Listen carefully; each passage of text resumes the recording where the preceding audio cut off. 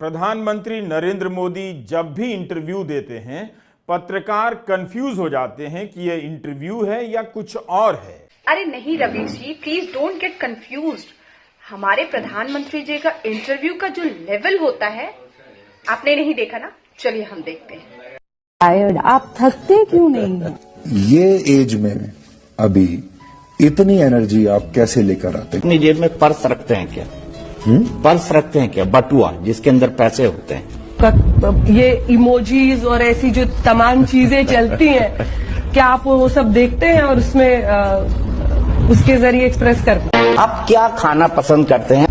Brand Modi बहुत विशाल हो गया है। सो मच हुआ है, कितना किया है।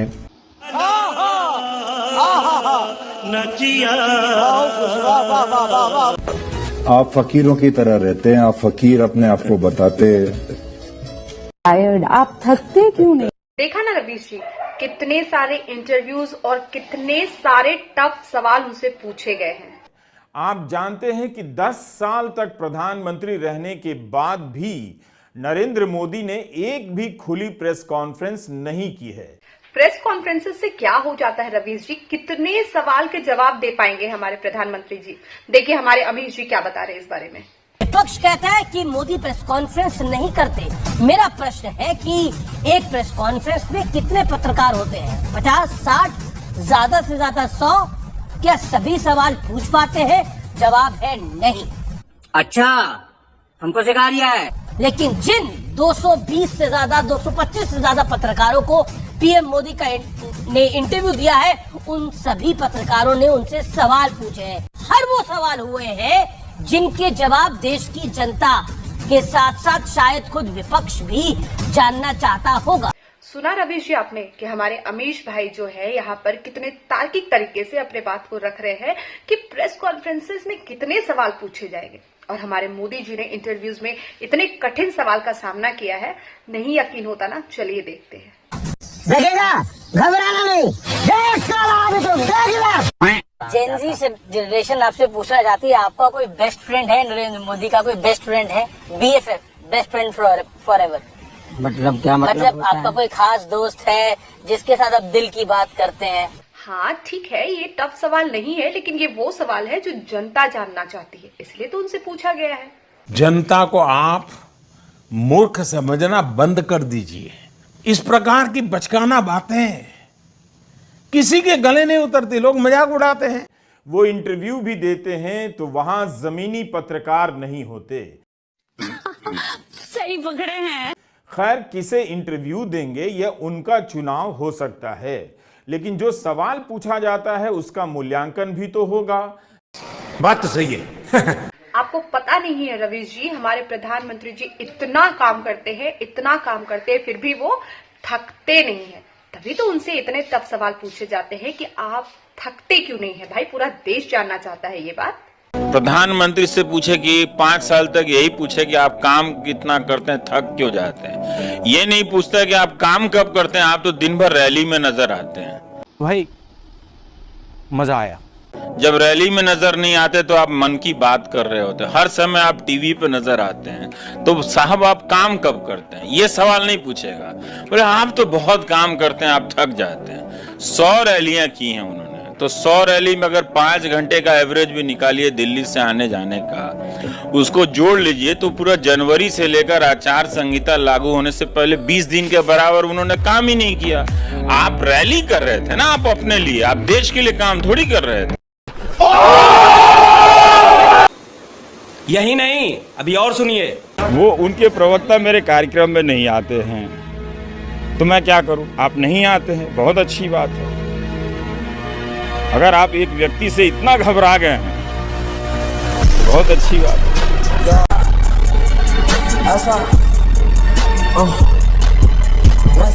अब दूसरे चैनलों में जाके प्रैक्टिस भी कर लिए, अब तो बहुत नेट प्रैक्टिस कर लिए, बस लिए मैच खेलने आ जाओ। ये बढ़िया था गुरु। अब समझ आ गया, पक्का आप मोदी विरोधी है ना? गवर्नमेंट का ब्रीफ होल्ड नहीं करता मैं। So why do people think you're anti-Modi? Why do people think Ravish is relevant even when the Prime Minister has a historic mandate? I'm not anti-Modi. Modi is anti-Ravish. How do you do BJP has बायकॉटेड my show, they do not appear on my show. मुझे बताइए कि मैं कैसे anti BJP हो गया, anti Modi हो गया? मैं तो कभी नहीं हुआ। 2014 से पहले बीजेपी के सारे बड़े स्पोक्स पर्सन इंक्लूडिंग रविशंकर प्रसाद, प्रकाश जावड़ेकर खुद ही फोन करते थे कि मुझे बुलाइए, हम आना चाहते हैं। फिर अचानक क्या हो गया? क्योंकि तब वो इसलिए बुलाते थे क्योंकि मैं पिछली सरकार से बहुत सख्त सवाल पूछता था, उन्हें अच्छा लगता था, तो मैं क्यों विरोधी होने लगूंगा? लेकिन हाँ, मेरे कुछ वैल्यूज हैं। मैं बिगटरी, कम्युनलिज्म, जेनोफोबिया, जिंगोइज्म के साथ खड़ा नहीं हो सकता। पर हम कहते हैं कि पेट्रोल 200 होने दो फिर भी वोट मोदी को ही देंगे, पेट्रोल 300 होने दो फिर भी वोट योगी को ही देंगे। दाल, टमाटर, अदरक, हरी मिर्च के दाम ने आपका बजट बिगाड़ दिया होगा, लेकिन आपको बिल्कुल घबराना नहीं है। पेट्रोल के दाम जब 100 रुपए लीटर हुए थे, तब आपने जो प्रतिज्ञा की थी उसे दोहराना है। याद करते रहना है कि आपने कहा था कि मोदी जी के लिए हम 300 रुपए लीटर पेट्रोल खरीदेंगे। ये प्रतिज्ञा अगर आप याद करते रहेंगे तो आपको 150 या 160 रुपया किलो टमाटर बिल्कुल महंगा नहीं लगेगा, बल्कि 150 रुपया सस्ता लगेगा।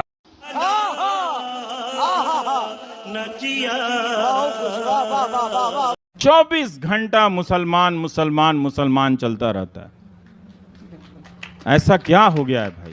हार्ड जिहाद, इकोनॉमिक जिहाद, हिस्ट्री जिहाद, मीडिया जिहाद, सॉफ्ट पावर जिहाद, फिल्म और संगीत, पॉपुलेशन जिहाद, लव जिहाद, लैंड जिहाद, विक्टिम जिहाद, और फिर आता है डायरेक्ट जिहाद। भारत को इस्लामिक राष्ट्र बनाने की साजिशें हो रही है। 2047 तक इस्लामिक राष्ट्र बनाने की कोशिशें हो रही है। क्या हिंदुओं के साथ सेकुलरिज्म के नाम पर धोखा होता? अभी आपने बताया आप भी हिंदू, मैं भी हिंदू, और यह महंगाई की चिंता हो रही है।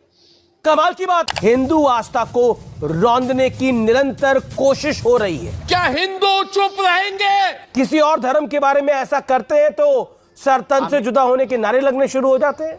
अच्छा, फिर उसके बाद आप कहते हैं कि हिंदू कट्टर हो रहा है, हिंदू बड़ा गुस्से में आ गया है, हिंदू जो है त्रिशूल लेकर, तलवार लेकर अब जो है नारेबाजी पर उतर आया है और डराने धमकाने पर उतर आया है। जैसा बाकी धर्मों का डर होता है वैसे हिंदुओं का भी डर होना चाहिए। चले जाओ उसके घरों में, जाकर दरवाजा खोल के देख लो, देख लो। अगर इतनी नफरत हो गई है तो देख लो जाके कि वो आपका ही है, आपके बगल में बैठता होगा, पढ़ता होगा, देख लो ना। सब मिलके ही तो लड़े थे इस देश के लिए, और कितना किसको कितना डराओगे? इसलिए कि आपके पास टीवी चैनल हैं। ये आपके देश में हुआ तो इसलिए लगता है कि समझिए कि इस टेलीविजन के खेल को, कि टेलीविजन आपकी डेमोक्रेसी को खत्म कर रहा है आपके सामने। कोई मजाक में या फिर किसी भी प्रकार के रिएक्शन में ये बात नहीं बोलता कि आप टीवी देखना छोड़ दें। बहुत सोच समझ के बोलता हूं। और अगर आप देख रहे हैं तो अप्लाई कीजिए, सवालों को अप्लाई कीजिए, देखिए, सोचिए कि ये क्या दिखा रहा है, फिर आप समझ जाएंगे कि इसका खेल क्या चल रहा है। प्रधानमंत्री कई तरह के झूठ बोलते हैं। क्या भारत एक मजबूत राष्ट्र बने? कमजोर कब था? नेता क्या मजबूत होना चाहिए? कोई घी खाया हुआ नेता चाहिए क्या? मीडिया गुलाम हो गया, गोदी मीडिया हो गया। दिन भर प्रधानमंत्री मोदी और उनकी पार्टी का एक तरह से चमचागिरी करता रहता है। नरेंद्र मोदी, नरेंद्र मोदी, नरेंद्र मोदी, नरेंद्र मोदी, नरेंद्र मोदी, नरेंद्र मोदी। अरे क्या क्या करूं मैं इसका? क्या करूं इसका? जय शाह वाली स्टोरी कोई टीवी न्यूज चैनल ने किया है? ये नहीं पूछता कि आप काम कब करते हैं। आप तो दिन भर रैली में नजर आते हैं, हर समय आप टीवी पे नजर आते हैं। तो साहब आप काम कब करते हैं? आप रैली कर रहे थे ना, आप अपने लिए, आप देश के लिए काम थोड़ी कर रहे थे। हिंदुओं के बारे में 100 बातें, मुसलमानों के बारे में 100 बातें हैं, 100 बुरी बातें हैं। तो क्या किया जाए? लड़कों को बना दिया जाए दंगाई? जिनको अपने मोहल्ले का ठीक से पता नहीं, वो भारत के हर चीज पे ज्ञान दे जाते हैं। ये ड्रामा चल रहा है इस देश में कि कोई सवाल बात कर रहा है गरीब लोगों का तो कम्युनिस्ट हो गया। 5 साल सरकार होने के बाद कह रहे हैं पुलवामा के नाम, शहीदों के नाम पर वोट दे दो। प्रधानमंत्री कई तरह के झूठ बोलते हैं, ठीक? वो हिम्मत है किसी की कोई पलट के उससे सवाल पूछ ले? नहीं करेंगे। शायद देश में मैंने पहली बार डिजिटल कैमरा का उपयोग किया था 87-88 में से,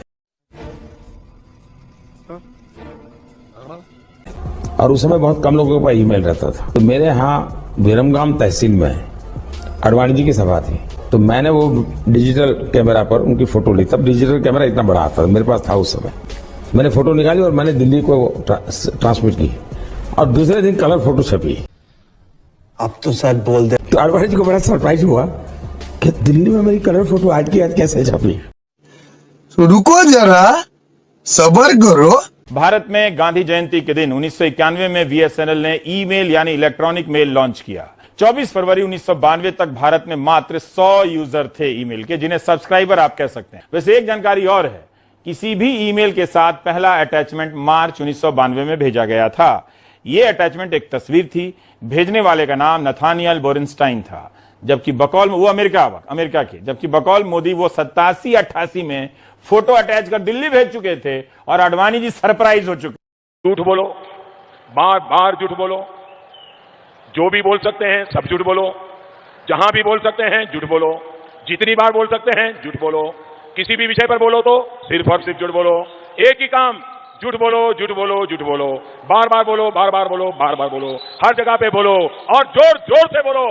आप इस बात को सेलिब्रेट करें कि आप बिना सोए काम करते हैं, ऐसा कोई भी नहीं कर सकता है। मेरी नींद बहुत कम है। मोदी जी तो 22 साल से उन्होंने छुट्टी ले ली है।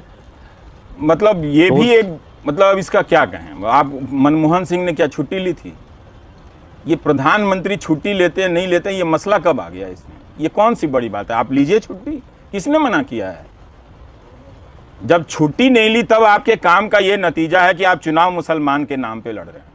हो सकता है आप छुट्टी लेते तो आज आपको मुसलमान के नाम पर चुनाव नहीं लड़ना पड़ता।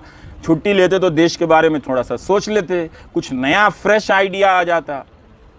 हर समय किसको जेल में डालना है, किसको फर्जी बिल में फंसाना है, किसके यहाँ आईटी का रेट डलवाना है, किसके यहाँ ईडी भेजनी है, 500 रुपये, 1000 रुपये, 1 लाख रुपए में 6 महीने के लिए बिना बेल के जेल में रख देना है। लोअर कोर्ट से लेकर हाई कोर्ट तक मैनेज करते रहो, इधर उधर बेल खारिज कराते रहो, इसी में 6 महीने तक जेल में रख दो। तो अगर वो छुट्टी लेते तो हेल्दी रहते। क्या बात है सर, क्या बात है सर, क्या बात, ये बात है, अरे सर क्या बात है। खुश रहते। पूरा 10 साल का उनका राजनीतिक जीवन देखिए ना, हमेशा तनाव में नजर आ रहे हैं।